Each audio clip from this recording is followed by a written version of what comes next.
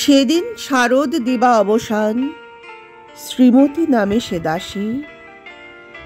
পুণ্য শীতল সলিলে নাহিয়া, পুষ্প প্রদীপ থালায় বাহিয়া, রাজমহিষীর চরণে চাহিয়া নীরবে দাঁড়ালো আসি। শিহরি সভয়ে মহিষী কহিলা, এ কথা নাহি কি মনে? অজাত শত্রু করেছে রটনা, স্তূপে যে করিবে অর্ঘ্য রচনা, শুলের উপরে মরিবে সে জনা, অথবা নির্বাসনে। সেথা হতে ফিরি গেল চলি ধীরে, বধূ অমিতার ঘরে।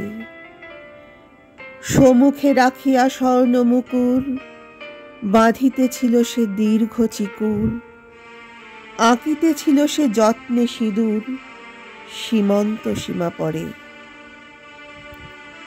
শ্রীমতীরে হেরি বাঁকি গেল রেখা, কাঁপি গেল তার হাত। কহিল, অবোধ কি সাহস বলে, এনেছিস পূজা, এখনই যা চলে। কে কোথা দেখিবে, ঘটিবে তাহলে বিষম বিপদপাত।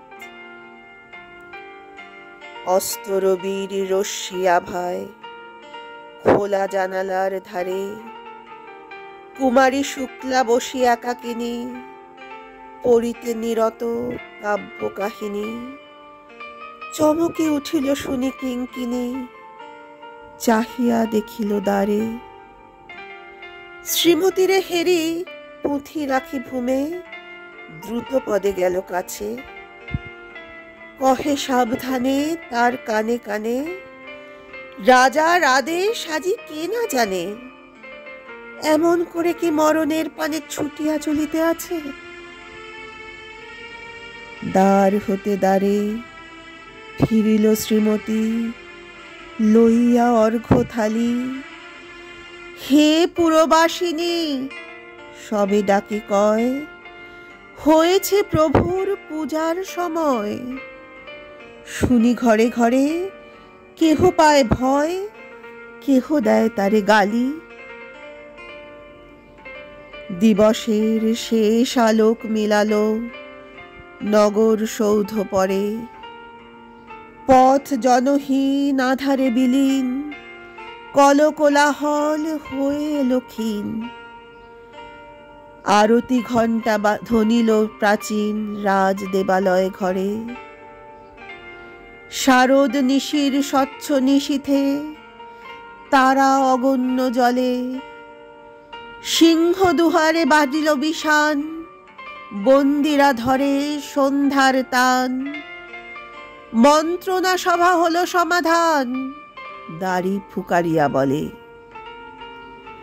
এমন সময় হেরিলা চমকি, প্রাসাদে প্রহরী যত। রাজার বিজন কানন মাঝারে, স্তূপ পদমূলে গহন আধারে। জ্বলিতেছে কেন যেন সারে সারে, প্রদীপ মালার মতো। মুক্ত কৃপানে পুররক্ষক তখনই ছুটিয়া আসি। শুধালো, কে তুই ওরে দুর্মতি, মরিবার তরে করে সারতি। মধুর কণ্ঠে শুনিল, শ্রীমতী, আমি বুদ্ধের দাসী। সেদিন শুভ্র পাষাণ ফলকে পড়িল রক্ত লিখা। সেদিন শারদ স্বচ্ছ নিশীথে, প্রাসাদ কাননে নীরবে নিভৃতে।